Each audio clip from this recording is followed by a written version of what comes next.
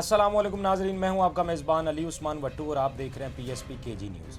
नाजरीन, कुछ मज़ीद खबरों और अपडेट्स के साथ आपकी खिदमत में हाजिर हुआ हूं और व्लॉग का आगाज़ करेंगे और आपको उन दो अहम मुलाकातों के बारे में बताऊंगा जो कल इस्लामाबाद में हुई। और वो दो मुलाकातें तो हुई, उनके हवाले तो मैं आगे चल के आपके सामने रखता हूँ। लेकिन एक जो मुलाकात थी उसमें मीडिया वालों को मना कर दिया गया। उनको कहा गया कि जी आप अपने DSNG भी ना भेजें या अपने चैनल की टीम भी ना भेजें, जो इसका अलामिया होगा या फुटेजेस होंगी वो आप तक पहुंचा दी जाएंगी। और ये एक निजी मुलाकात है, इसमें कोई सियासी गुफ्तगू नहीं की जाएगी। तो ऐसा क्या वजह बनी कि मीडिया वालों को रोका गया, ये भी आगे चल के आपको बताऊँगा। और फिर PTI के अंदर जो इंटरनल क्रैकडाउन चल रहा है इमरान खान साहब की जानिब से, उसमें भी कुछ अहम डेवलपमेंट्स हुई हैं, तो इंशाल्लाह वो भी मैं आपके सामने रखूँगा।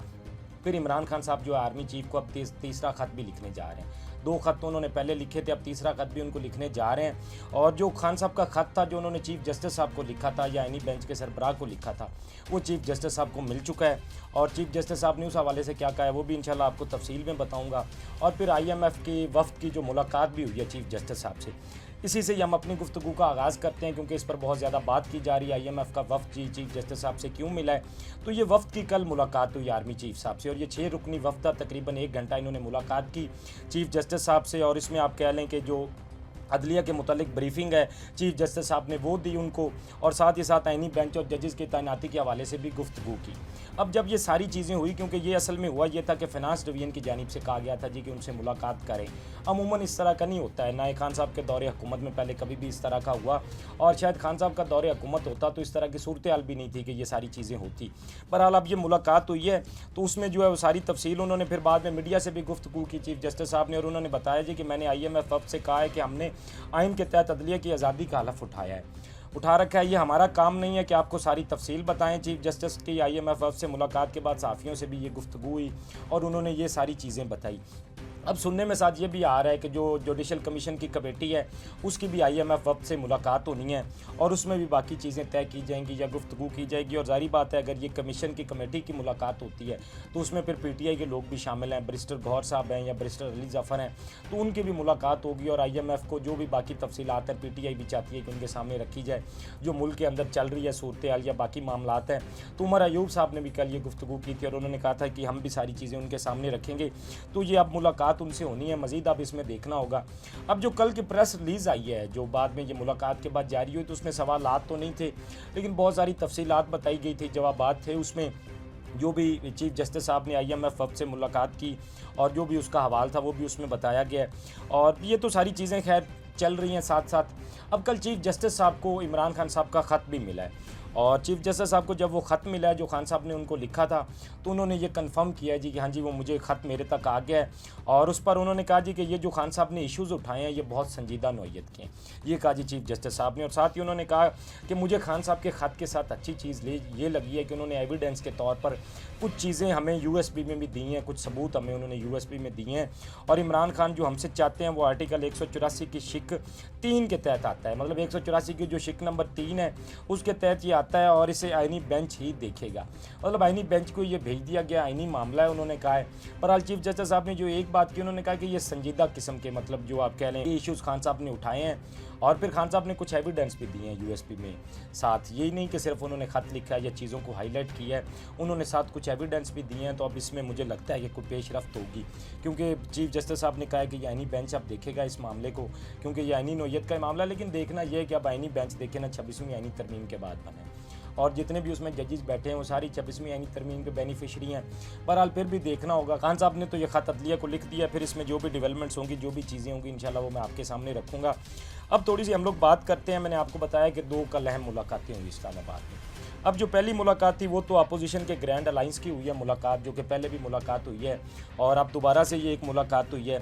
और उस मुलाकात के अंदर कुछ चीज़ें जो है उन्होंने फाइनलाइज़ की हैं और यही मुलाकात थी जिस हवाले से कहा गया था जी कि मीडिया के लोग जो अपनी DSNG ना भेजें या अपनी टीम ना भेजें। उन्होंने कहा जी कि ये इस तरह की मुलाकात है। मैंने आपको पहले भी बताया था कि इस मुलाकात को खुफिया रखा गया था। अच्छा, अब ये जो मैंने आपको बताया ये बेसिकली उस मुलाकात का अलामिया जारी किया गया और मीडिया वालों को तो रोका गया था जी कि आप लोग ना आएँ, आपको ये सारी चीज़ें पहुँचा दी जाएंगी, लेकिन मीडिया वाले फिर पहुंचे और सारी चीज़ें वो जिस तरह से फिर हुई वो तो आपके सामने ही है। बहरहाल ये पहली मुलाकात को भी खुफिया रखने की कोशिश की गई थी और दूसरी मुलाकात को भी खुफिया रखने की कोशिश की गई, और ये तरीके तहफ़्फ़ुज़ आईन पाकिस्तान जो आप कह लें कि एक मूवमेंट अपोजिशन अब ये शुरू करने जा रही है, अब उसमें ये दूसरी मुलाकात थी और उसमें ये कुछ चीज़ें फाइनल की गई हैं कि इनकी तरफ तवज्जो दिलाई जाए। सबसे ज़रूरी तो ये है कि वो चाहते हैं कि इलेक्शन की तरफ जाया जाए, या जो चीफ इलेक्शन कमिश्नर का मसला है इस पर आपको हुकूमत से बात की जाए। अब इसीलिए ये जो मुलाकात है एक तो ये हुई, फिर जो दूसरी मुलाकात थी वो पीटीआई की खालिस कह लें कि मुलाकात थी और उसमें सिर्फ पीटीआई के लोग थे, और वो मुलाकात की वजह ये थी कि चीफ इलेक्शन कमिश्नर के नाम के हवाले से जो है मुशावरत की जाए पीटीआई के अपने लोगों के माबैन। और देखिए ना कि सिकंदर सुल्तान राजा साहब जो काम कर रहे हैं, हुकूमत तो चाहती है कि वो काम करते रहें, लेकिन पीटीआई या अपोजिशन की बाकी जमातें नहीं चाहती हैं कि वो रहें। और मौलाना फजलुर रहमान तो ये वज़ीर आज़म साहब को पहले ही बता चुके हैं कि इस हवाले से कुछ ना कुछ सोचा जाए और सिकंदर सुल्तान राजा की जगह पर नया बंदा लाया जाए। अब पीटीआई इस हवाले से सोच रही है, कुछ तो इस तरह की बातें भी हो रही थी कि औरिया जान मकबूल का नाम या कुछ और इस तरह के नाम पर। हाल आप ये देखना होगा कि पीटीआई किस नाम को फाइनल करती है। वो सिर्फ हमें बातें चल रही थी और पीटीआई के लोगों से हमने इस बात को कन्फर्म किया। अब देखना यह है कि कोई शायद रिटायर्ड ब्यूरोक्रेट हो सकता है या कोई रिटायर्ड जज हो सकता है, तो उनके नामों पर गौर किया जा रहा है। फिर काजी फायज ईसा के नाम के हवाले से भी मैंने आपको बताया था कि हुकूमत तो उनका नाम सोच रही है, पर अब देखना होगा ये क्या होता है, क्योंकि हुकूमत जिस तरह चाहती थी ना कि काजी फायज ईसा रहें और वो काम करते रहे, तो वो उनको नहीं रख पाई थी। अब हुकूमत ये भी चाहती है कि सिकंदर सुल्तान राजा ही रहें और वही काम करते रहें, लेकिन इस दफ़ा भी लग रहा है जिस तरह की सूरत बन गई है हुकूमत ये नहीं कर पाएगी और उनको नए नाम की तरफ जाना पड़ेगा और नए नाम पर गौर करना पड़ेगा। अब पीटीआई भी चाहती है कि ये चीज़ें जल्दी हों, तो इसमें देखना होगा क्या पेशरफ्त होती है। और फिर अब थोड़ी सी बात करते हैं इमरान खान साहब जो इंटरनल क्रैकडाउन अपनी जमात के अंदर उनका चल रहा है। मैंने आपको ये पहले बताया था कि खान साहब ने एक बंदे की ये ड्यूटी लगा रखी थी कि वो ये पता करे कि कौन कौन खान के बयानिए के साथ खड़ा है और कौन उससे थोड़ा सा पीछे हट रहा है, क्योंकि ये कुछ होम्योपैथिक टाइप के लोग थे जो खान साहब के बयानिए को उस तरह से आप कह लें कि खड़े नहीं हो रहे थे या खान साहब के ट्वीट को रीट्वीट नहीं दे रहे थे। और फिर उसके बाद आपने देखा पार्टी के अंदर जो कुछ चीज़ें हुई, कुछ लोग पीछे किया गया, कुछ लोगों को आगे लाया गया, और ये तब्दीलियां अब भी जारी हैं। इस हवाले से कल जो है आप कह लें कि शेख वकास अकरम साहब ने बात की। उन्होंने कहा जी जो शख्स इमरान खान के बयानिए का बोझ ना उठा सके और उनके ट्वीट्स को रीट्वीट ना कर सके तो फिर उसका तरीक़े इंसाफ में काम क्या है, और वो तरीक़े इंसाफ छोड़ जाए, हम उसको अब बाकायदा मोनीटर कर रहे हैं। मतलब कि वो कह रहे हैं जो खान साहब के ट्वीट को रीट्वीट नहीं ना कर सकता या खान साहब के बयानिए के साथ खड़ा नहीं हो सकता तो वो खुद ही पार्टी छोड़ जाए, और उसका फिर पार्टी में उन्होंने कहा कि काम ही नहीं है और हम ये सारी चीज़ें मोनीटर कर रहे हैं। तो ये जो मोनीटर कर रहे हैं, और अब तो मैंने देखा है उसके बाद बहुत सारे लोग जो पहले खान साहब के ट्वीट को रीट्वीट नहीं करते थे अब तो वो भी ट्वीट करते हमें नज़र आते हैं।